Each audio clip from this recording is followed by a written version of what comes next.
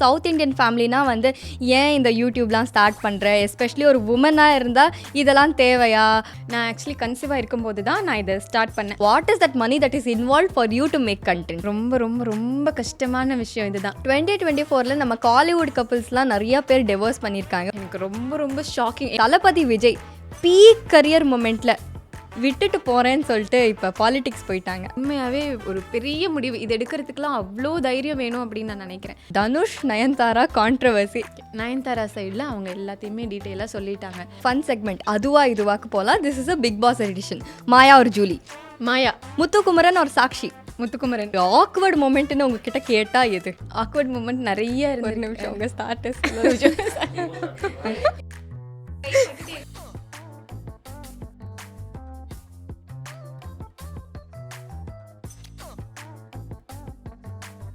Welcome to கதை போமா with Cindy. இங்கே நம்ம வந்து ஒரு கண்டென்ட் கிரியேட்டரோட ஜேர்னி பின்னாடி என்னெல்லாம் இருக்குது, அந்த ரியாலிட்டி என்ன அப்படிங்கிறத தான் பார்க்க போகிறோம். Just like are voice of, it's not about what you see but about what you feel.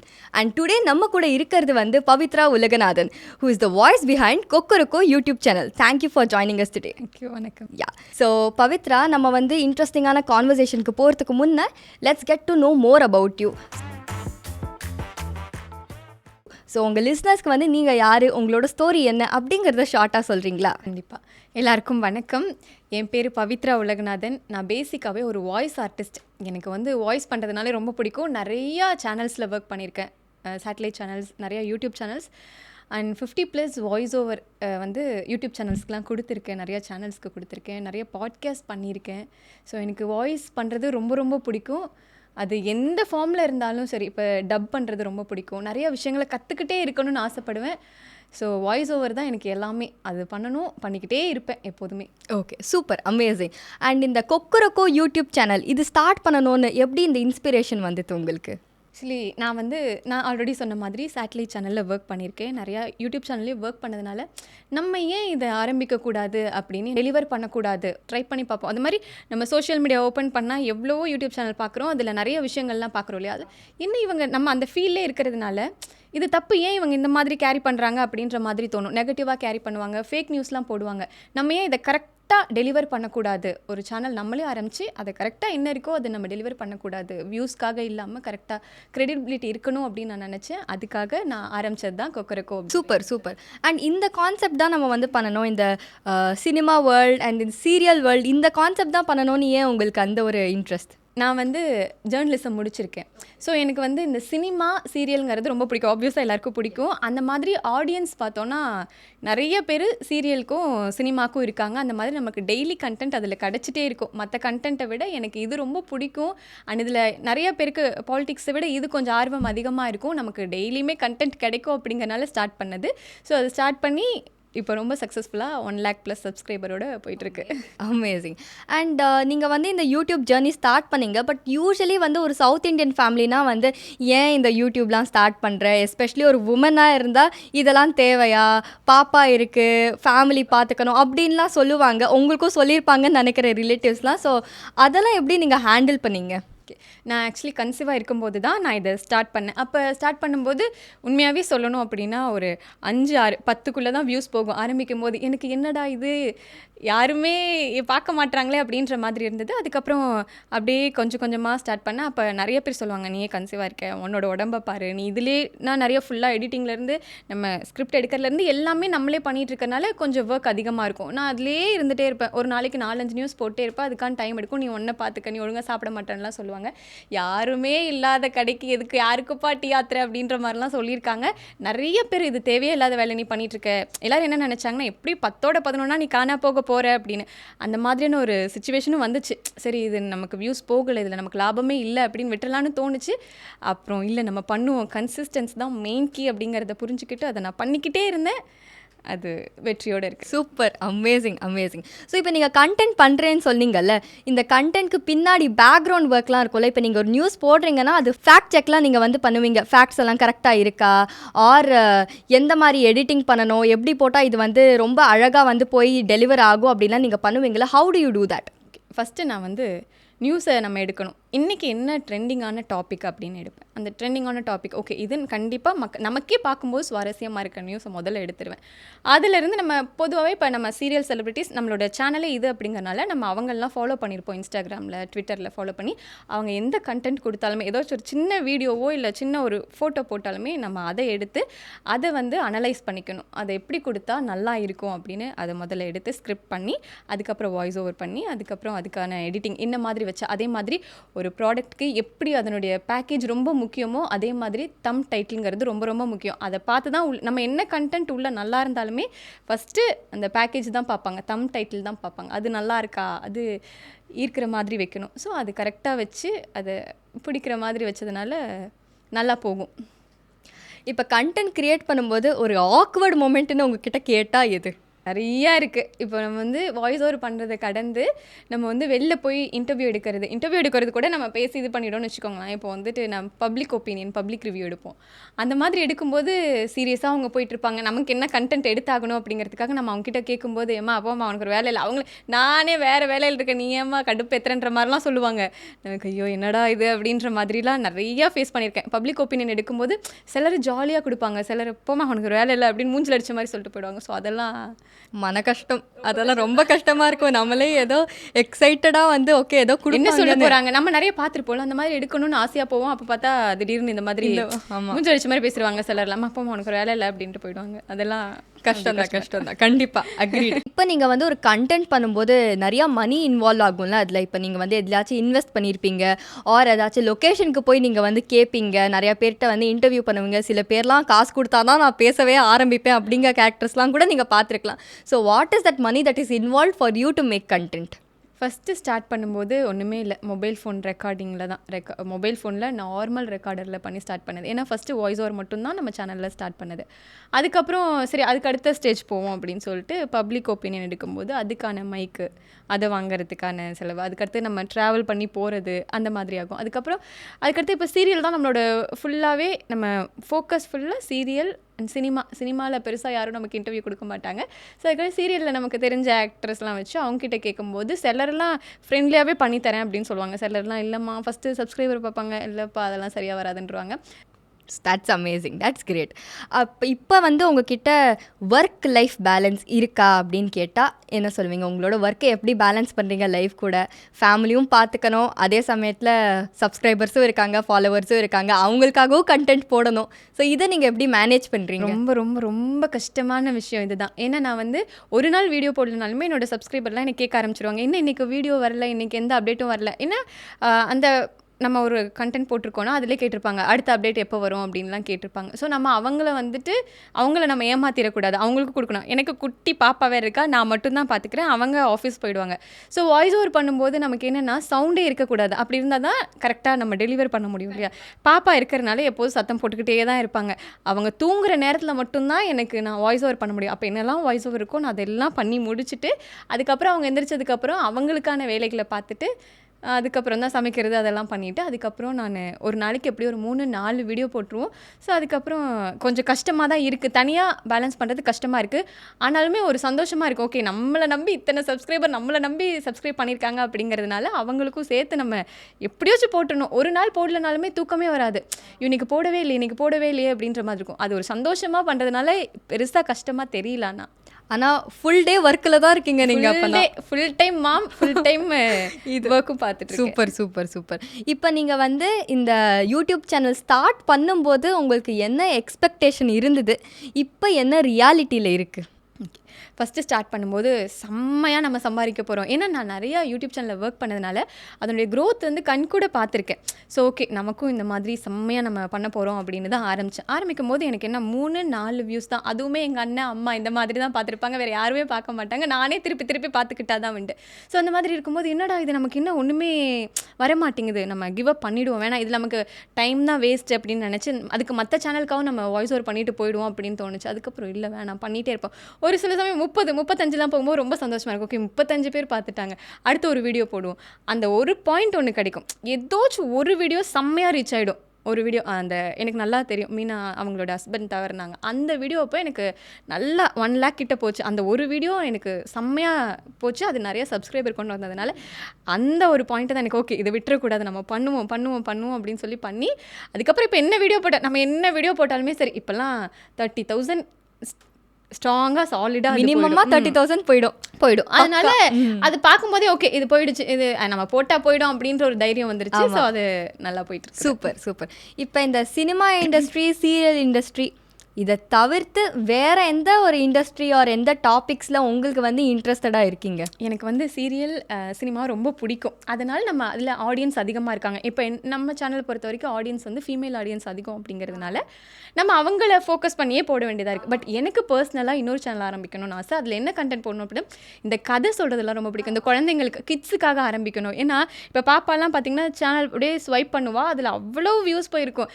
குழந்தைங்க யாருமே சப்ஸ்கிரைப் பண்ண மாட்டாங்க, ஆனால் மில்லியன் கணக்கில் இருக்கும். அந்த கதைலாம் அவ்வளோ நல்லாயிருக்கும். அதெல்லாம் குழந்தைங்க ஆசையாக கேட்பாங்க இல்லையா? அதனால் எனக்கு அந்த மாதிரி பேசணும், அதெல்லாம் ரொம்ப பிடிக்கும். அந்த கதையாக சொல்கிறது எனக்கு ரொம்ப பிடிக்கும். ஸோ கிட்ஸுக்காக ஒன்று ஆரம்பித்து அதை பண்ணணும் அப்படிங்கிறது ரொம்ப ஆசை. அது கூடிய சீக்கிரம் பண்ணணும். அந்த சேனல் சீக்கிரம் எதிர்பார்க்கலாமா? கண்டிப்பாக 2025 கண்டிப்பாக எதிர்பார்க்கலாம். That's amazing. அடுத்து நம்ம வந்து வாய்ஸ் பூல் செக்மெண்ட்டுக்கு போகலாம். ஸோ வாய்ஸ் பூல்ஸ் அப்படின்னா என்னன்னு முதல்ல சொல்லிக்கிறேன். அரே வாய்ஸ் ஆப்னு ஒரு ஆப் இருக்குது. அதில் நம்ம பவித்ராவும் இருக்காங்க. ஸோ பவித்ரா, உங்களோட யூசர் நேம் அரே வாய்ஸ் ஆப்பில்? என்னோட யூசர் நேம் பவித்ரா 96. ரொம்ப ஹாப்பியாக சொல்கிறேன், 6,000 ஃபாலோவர்ஸ் நான் வச்சுருக்கேன். Amazing amazing. So Arre voice app அப்படின்னா என்னது? இந்த ஆப் வந்து ஒரு woman first audio social app. நீங்கள் வந்து 30 செகண்ட்ஸில் எந்த வாய்ஸ் கண்டென்ட் வேணாலும் இதில் வந்து போடலாம். அண்ட் அரே வாய்ஸ் ஆப்பில் வந்து வாய்ஸ் பூல்ஸ் அப்படின்னு ஒரு ஃபீச்சர் இருக்குது. இந்த ஃபீச்சரில் 12 பேர் வந்து பேசலாம், ஜாலியாக ஹேங் அவுட் பண்ணலாம். ஒரு புது way to hang out. So நம்ம வாய்ஸ் பூல்ஸில் வந்து இன்ட்ரெஸ்டிங்கான சினிமா இண்டஸ்ட்ரி அண்ட் சீரியல் இண்டஸ்ட்ரியில் வந்து போகிற இன்ட்ரெஸ்டிங்கான கொஸ்டின்ஸ் என்னெல்லாம் வந்து டாப் கொஸ்டின்ஸாக இருக்கோ அதெல்லாம் வந்து இப்போ நம்ம பவித்ரா ஆன்சர் பண்ண போகிறாங்க. 2024 நம்ம காலிவுட் கப்புள்ஸ்லாம் நிறையா பேர் டிவோர்ஸ் பண்ணியிருக்காங்க, உங்களுக்கே அது தெரியும். ஸோ ரீசெண்டான டிவோர்ஸ் கேசஸ் பற்றியும் நீங்கள் வந்து பார்த்துருப்பீங்க. இதை பற்றி நீங்கள் என்ன நினைக்கிறீங்க? What is your opinion? ரொம்ப ரொம்ப ஷாக்கிங். எனக்கு இல்லை, நிறைய பேருக்கு ரொம்ப ஷாக்கிங்காகவும் ஹார்ட் பிரேக்கிங்காகவும் இருந்தது இல்லையா? ஏன்னா நம்ம எல்லோரும் ரொம்ப ஃபேவரட்டான கப்புள்ஸாக இருக்காங்க, திடீர்னு டிவோர்ஸ், என்ன இத்தனை வருஷம் கழிச்சு டிவோர்ஸ் பண்ணுறீங்களா அப்படின்ற மாதிரி உண்மையாகவே ரொம்ப கஷ்டமாக இருந்தது. ஆனால் இந்த டிவோர்ஸ் அப்படின்ற விஷயம் இப்போ மட்டும் இல்லை, முன்னாடி இருந்த இந்த டிவோர்ஸ் விஷயம், 2வது கல்யாணம் பண்ணுறது, 3வது கல்யாணம் பண்ணுறதெல்லாம் நம்ம பார்த்துட்டு தான் இருக்கோம். ஆனாலுமே என்ன விஷயம் அப்படின்னா, இப்போ வந்து எல்லார் கையிலையும் சோஷியல் மீடியா இருக்குது. அவங்களோட பர்சனல் லைஃப் ரொம்ப நமக்கு அப்ரப்டாக தெரியுது. இதுதான் நடக்குது அப்படிங்கிற ஒரு ஆர்வம் இருக்கனால எல்லாம் இஷ்டத்துக்கு போட்டு தள்ளிடுறாங்க. அப்போ வந்து அந்த மாதிரி டிவோர்ஸ்லாம் இருந்தது. ஆனால் பெருசாக அந்த சினிமா இண்டஸ்ட்ரியில் இருக்கிறவங்களுக்கு மட்டும்தான் அவங்களோட விஷயம் தெரிஞ்ச மாதிரி இருந்தது. நியூஸ் பேப்பரில் போட்டால் பார்க்க முடியும். அதுக்கப்புறம் நமக்கு எந்த சோர்ஸும் கிடையாது. இப்போ சோஷியல் மீடியா இருக்கிறதுனால எல்லாருக்கும் அது நல்லா தெரிய ஆரம்பிச்சிருச்சு. ஸோ அவங்களாம் ரொம்ப செலிப்ரிட்டிஸ் லைம் லைட்டில் இருக்கிறதுனால அவங்களோடது இன்னும் ரொம்ப அதிகமாக காட்டப்படுது. தவிர இது ஆரம்பத்துலேருந்து இருக்குது. என்ன நமக்கு வந்து ஃபேவரட்டான கப்பலாக இருக்காங்க, அவங்க பிரியும்போது கஷ்டமாக இருக்குது. பட் என்ன இருந்தாலும் அது அவங்களோட பர்சனல்ங்கிறமோ ஒன்றுமே பண்ண முடியாது. கண்டிப்பாக அவ்வளோதான். அந்த மாதிரி. ஆனால் என்ன இந்த வருஷம் ரொம்பவே நிறையா பேருக்கு வந்து டிவோர்ஸ் ஆகிடுது. ஏன்னா ஆரம்பத்துலேருந்து எண்டிங் வரைக்கும் எல்லாருமே வந்து நாங்கள் செப்பரேட், நாங்கள் பிரியறோம், எங்களுக்கு பர்சனல் ஸ்பேஸ் கொடுங்க அப்படிங்கிறது வந்து ரொம்ப ஷாக்கிங்காக இருந்தது இந்த வருஷம். கண்டிப்பாக. ஓகே, ஸோ நெக்ஸ்ட் வந்து நம்ம தளபதி விஜய் பீக் கரியர் மொமெண்ட்டில் விட்டுட்டு போகிறேன்னு சொல்லிட்டு இப்போ பாலிடிக்ஸ் போயிட்டாங்க. அதை பற்றியும் நீங்கள் என்ன நினைக்கிறீங்க? உண்மையாகவே ஒரு பெரிய முடிவு. இது எடுக்கிறதுக்கெலாம் அவ்வளோ தைரியம் வேணும் அப்படின்னு நான் நினைக்கிறேன். ஏன் அப்படின்னா அவர் வந்து பணம், ஃபேம் இது எல்லாமே அவர்கிட்ட இருக்குது. அவர் சம்பாதிக்காத பணம் கிடையாது, இன்னுமே இருந்தால் சம்பாதிக்க தான் போகிறாரு. இதுவே நான் என்ன பார்க்குறேன் அப்படின்னா, இது வந்து மக்களுக்கு ஒரு ஜஸ்டிஃபை பண்ணுற மாதிரி தான். இதை விட வேறு என்ன வேணும்? நான் பணத்தை விட்டுட்டு வரேன், என்னோடய ஃபேமை விட்டுட்டு நான் உங்களுக்காக வரேன் அப்படிங்கிறதே ஒரு பெரிய நமக்கு ப்ராமிஸ் பண்ணுற மாதிரி தானே இருக்குது. என்ன நோக்கம்னா, நான் வந்து உங்களுக்கு நல்லது பண்ண போகிறேன் அப்படின்ற ஒரு காரணம் தான். இப்போ அவர் வந்து ஃபீல்ட் அவுட் ஆகிட்டு வந்தார்னா கூட இவருக்கு வேறு இது இல்லைப்பா, இனி இங்கே தான்ப்பா அப்படின்ற மாதிரி சொல்லலாம். ஸோ இது உண்மையாகவே ஜஸ்டிஃபை பண்ணுற மாதிரி தானே எனக்குமே தோணுது. எல்லாருக்கும் அது நம்ம புரிஞ்சுக்க வேணும். உண்மை அதுக்காக நான் வந்து மற்ற தலைவர்கள்லாம் பண்ணலை அப்படின்னு நான் சொல்ல வரல. இருந்தாலும் ரொம்ப ப்ராமிசிங்காக இருக்கிற மாதிரி எனக்கு இருக்குது. உண்மையாகவே ரொம்ப ரொம்ப வரவேற்கிற, கண்டிப்பாக நல்லது பண்ணுவாருன்னு நான் உறுதியாக நம்புகிறேன். Super super. 2026 தெரிய வரும் பார்ப்போம். ஓகே, இந்த வருஷம் நிறையா மொக்க படம் வந்தது. ஸோ 2024 பெஸ்ட் மூவின்னு இப்போ உங்ககிட்ட கேட்டால் எந்த நீங்கள் தேட்டரில் பார்த்ததா இருக்கலாம், இல்லை நீங்கள் ஓடிடியில் பார்த்ததா கூட இருக்கலாம். 2024 ரிலீஸ் ஆனதுலேயே பெஸ்ட் மூவி எது? நிறைய படம் எனக்கு ரொம்ப ரொம்ப பிடிச்சிருந்தது. உண்மையாக சொல்லணும்னா இப்போ சமீபத்தில் வந்த அமரன் படம், லப்பர் பந்து சூப்பரான ஒரு படம். அமரன்லாம் எவ்வளோ நல்லா இருந்துச்சு. அதுக்கப்புறம் எனக்கான ரொம்ப பிடிச்ச படம் அப்படின்னா மகாராஜா.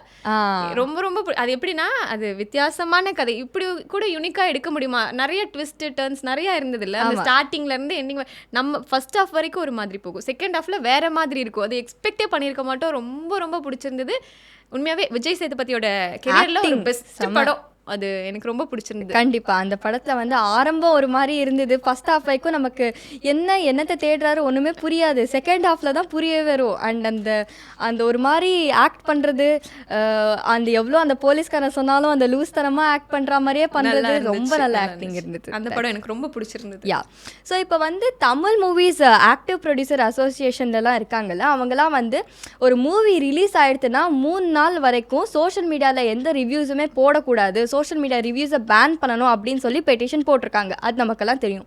ஸோ இதை பற்றி நீங்கள் என்ன நினைக்கிறீங்க? அது பெட்டிஷன் போட்டுட்டு கரெக்டாக இல்லை வந்து ரிவ்யூஸ் போடணுமா போடக்கூடாதா, அதை பற்றி நீங்கள் என்ன நினைக்கிறீங்க? நான் என்ன நினைக்கிறேன் அப்படின்னா, ஃபஸ்ட்டு வந்து யாருமே அதை சொல்கிறதுக்கு உரிமையே கிடையாதுங்க. ஏன்னு வச்சுக்கோங்களேன், இப்போ இது வந்து பாசிட்டிவும் இருக்கும், நெகட்டிவ் சைடு அவங்களுக்கு மட்டும்தான், இந்த ப்ரொடியூசர் சைடு மட்டும்தானே தவிர பாசிட்டிவ் சைடுன்னு பார்த்துக்கலாம். இப்போ சின்ன டேரக்டர் சின்ன பட்ஜெட்டில் பண்ணுற படங்கள்லாம் நிறைய படங்கள் இந்த ரிவ்யூஸ்னாலே சூப்பராக போயிருக்கு.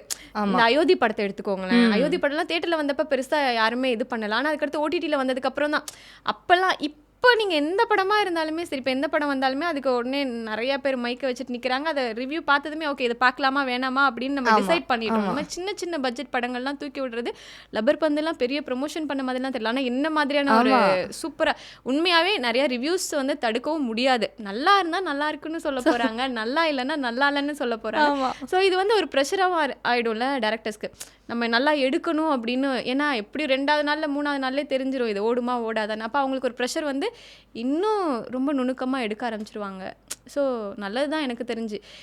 பட் இந்த ரிவ்யூஸ்லாம் யாருனாலையும் ஸ்டாப் பண்ணவே முடியாது. கண்டிப்பாக. அண்ட் ஸோ நம்ம கடைசி கொஸ்டின் ரொம்ப ட்ரெண்டிங்கில் போயிட்டு இருந்தது, நம்ம தனுஷ் நயன்தாரா கான்ட்ரவர்சி. இதுக்கு நீங்கள் என்ன சொல்கிறீங்க? ஏன்னா நயன்தாராவும் வந்து தனுஷோட ஒரு மூவியில் வந்து ஃப்ரீயாகவே டான்ஸ் பண்ணியிருக்காங்க அப்படின்னு தான் நமக்கு தெரியும். அண்ட் தனுஷ் வந்து 10 கோடி ரூபாய் இந்த 3 செகண்ட் கிளிப்புக்காக கேட்குறாங்கன்னு நமக்கு தெரியும். ஸோ இதை பற்றி உங்களுக்கு என்ன ஒப்பீனியன்? அவங்க நயன்தாரா என்ன சொல்கிறது, இல்லை தனுஷ் சொல்கிறது கரெக்டா அப்படின்னு நீங்கள் சொல்லுங்கள். நயன்தாரா சைடில் அவங்க எல்லாத்தையுமே டீட்டெயிலாக சொல்லிட்டாங்க. நான் யார் சைடுமே சொல்ல, ஏன்னா இதை என்ன நடந்ததுன்னு நமக்கு ஃபுல்லாக தெரியாது. ஒரு சைடு நயன்தாரா மட்டும்தான் அவங்க சொல்லியிருக்காங்களே தவிர தனுஷ் சைட்லேருந்து எதுவுமே வரல. அவர்கிட்ட என்ன ஒரு கதைன்னா 2 பக்கமும் கேட்டு தானே ஆகணும் ஒரு பிரச்சனை அப்படிங்கும். கண்டிப்பாக. ஸோ ஒரு சைடு மட்டும் தான் நயன்தாரா சொல்லியிருக்காங்க, இன்னொரு சைடு நம்ம தனுஷ் அதை பற்றி வாய் திறக்கவே இல்லை. இவங்க சைடு சொல்கிறத பார்த்தா ஆமாம் இல்லை ஏன் பண்ணி தரலாம் அப்படின்ற மாதிரி இருக்கும். பட் ஓவராலாக பார்த்தோன்னா இது ஒரு பிஸ்னஸ் தான். ஆமாம், ஃப்ரெண்ட் அப்படின்ற நோக்கத்துக்காக பண்ணி கொடுத்தாங்கன்னா அது நயன்தாராவோட பெரிய மனசு, அது டான்ஸ் ஆடினாங்கன்னா அது அவங்களோட பெரிய மனசு அப்படின்னு சொல்லலாம். பட் இது வந்து இப்போ நெட்ஃப்ளிக்ஸ்க்கு அவங்க அவ்வளோ கோடிக்கு விற்றுருக்காங்க. இதை வந்து பெர்மிஷன் வாங்கி தான் பண்ணணும். ஆனால் நயன்தாராவும் எவ்வளோ போராடி இருக்காங்க, 2-3 வருஷமாக போராடி இருக்காங்க. அதுக்கு அவர் என்ஓசி கொடுக்கல அப்படிங்கிறதுலாம் ஓகே தான். பட் இது ஓவராலாக பார்க்கும்போது பிஸ்னஸ் அப்படிங்கும்போது இது அவங்க 2 பேருக்கு மட்டும்தான் என்ன நடந்தது அப்படிங்கிறது தெரியும். ஸோ இதை பற்றி பேசுறதுக்கு உண்மையாகவே ஒன்றுமே இல்லை. ஏன்னா அவங்களுக்கு தான் தெரியும் பர்சனலாக என்னன்னு. ஒரு சைடு மட்டும்தான், இன்னொரு கதை நமக்கு என்னன்னே தெரியல. நயன்தாரா மட்டும்தான் போட்டிருந்தாங்க. தனுஷ் சைடு என்னன்னே தெரியவே இல்லை. அவர் அதுக்கு அடுத்தடுத்த போஸ்ட்ல பிஸி ஆயிட்டாரு. கண்டிப்பா. ஓகே, இப்போ நம்ம ஃபன் செக்மெண்ட் அதுவா இதுவாக்கு போகலாம். This is a big pass edition. So நான் வந்து இங்கே என்ன சொல்லுவேன்னா 2 நேம்ஸ் கொடுப்பேன். உங்களுக்கு அவங்க பிடிக்குமா இல்லை இவங்க பிடிக்குமா அப்படின்னு நீங்கள் வந்து சொல்லணும் ஃபாஸ்ட். Okay okay. வனிதா ஒரு மாயா, மாயா ஒரு ஜூலி, மாயா ஒரு ஓவியா, மாயா ஒரு ஆரவ், மாயா ஒரு ஆரி और रचना, आरी और अनीता, தான் आरी और राजू. ओके, राजू और लॉस्लिया, राजू और मुत्तुकुमरन और बाला, मुत्तुकुमरन और साक्षी. So your final answer is Muthukumaran. Okay, nice. Thank you for joining us today, Pavitra, out of your busy schedule. இன்னைக்கு டைம் எடுத்து எங்களுக்காக ஜாயின் பண்ணியிருக்கீங்க. Thanks a lot. ரொம்ப நன்றி. Hope you like it. And இனிமே ஃபியூச்சர்ல இன்னும் நிறைய கொலாபரேஷன்ஸ் பண்ணலாம், நல்லா ஜாலியா மாஸ் பண்ணலாம். கண்டிப்பா ரொம்ப நன்றி. மறக்காம அறிவு வாய்ஸ் ஆப்பை டவுன்லோட் பண்ணுங்க. அண்ட் லைக், ஷேர், சப்ஸ்கிரைப் பண்ணுங்க. வணக்கம் அரை இன்ஸ்டாகிராம் பேஜையும் ஃபாலோ பண்ணுங்க. அண்ட் மறக்காம கொக்கரக்கோ யூடியூப் சேனலை சப்ஸ்கிரைப் பண்ணி பெல் பட்டனை கிளிக் பண்ணிக்கோங்க.